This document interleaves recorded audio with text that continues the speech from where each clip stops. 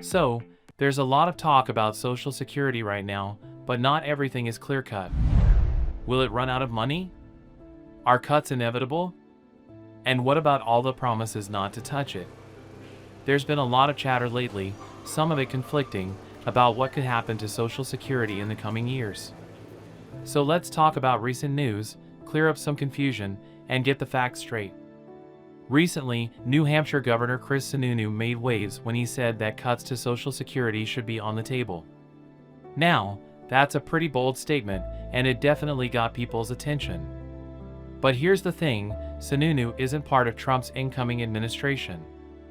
Though what he's saying reflects this larger debate happening right now about how to fix the challenges Social Security is facing. He even suggested setting up a commission to deal with the issue, saying it's better to address it now rather than waiting for a full-blown crisis. And his concern? That if we don't act, benefits could be cut across the board in the future. Now, before we go any further, let's talk about what Trump's team is saying. His spokesperson has been crystal clear: Trump is not planning to cut Social Security or Medicare. In fact, they've said multiple times that there will be no cuts and no new taxes on Social Security benefits. That's reassuring for the short term, but it doesn't mean the challenges have disappeared. Social Security is still projected to run into trouble by 2035, when the program may no longer be able to pay full benefits. If no changes are made, recipients could see a 17% cut in their monthly checks. Think about that: if you're expecting $1,800 a month, suddenly it's $1,500. That's a big deal for people living on fixed incomes. And that's why this debate is so heated. On the one hand, you've got lawmakers like Sununu saying, let's tackle this now. And on the other, Trump's team is sticking to their promise not to touch Social Security benefits. And somewhere in the middle, there are bipartisan efforts to address specific issues. For example, Congress passed the Social Security Fairness Act. This bill removes limits on benefits for people who worked in public service jobs, like teachers and police officers. That's a positive step, but it's not the kind of sweeping reform needed to secure Social Security for the long haul. Now, let's talk about the other proposals floating around. Some Republicans, like Senator Rand Paul, have suggested raising the retirement age to 70 as a way to help the program stay solvent. That idea? It got shot down hard. The Senate overwhelmingly rejected it, with only 3 votes in favor. And honestly, it's not hard to see why.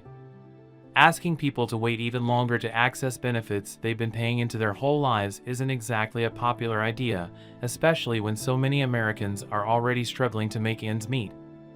But here's where it gets tricky. Back in March, Trump himself said there's a lot that can be done about entitlements, mentioning waste and bad management. His team later clarified that he was talking about cutting inefficiencies, not benefits, and that's an important distinction. Every program has room for improvement, sure, but let's not confuse cutting waste with cutting the support people depend on. For millions of Americans, Social Security isn't just a check, it's what keeps the lights on, pays for medications, and puts food on the table. This whole debate is about more than just numbers on a page. It's about real people. Nearly 56 million Americans aged 65 or older receive Social Security, and for many of them, it's the only thing standing between them and financial hardship. Imagine being retired, budgeting carefully, and then suddenly losing a chunk of your income because Congress couldn't figure out a solution. That's not just stressful, it's devastating. And let's not forget, this isn't the first time we've been here. Back in the early 2000s, President Bush tried to push for Social Security reforms, and it didn't go well. Seniors revolted, and it became a political disaster. But today's political climate feels different. Will voters push back if cuts are proposed? Or will lawmakers take a different approach this time? That's the big question. So, what can we do? First, stay informed. Don't let fear take over. Get the facts and understand what's really happening. Second, make your voice heard. Whether it's reaching out to your representatives, sharing accurate information with friends and family, or just staying engaged in the conversation, every bit helps. Social Security isn't just a government program, it's a promise. And it's up to all of us to make sure that promise is kept. So, if you found this helpful, please hit that like button, share this video with someone who might need to hear it, and subscribe for more updates.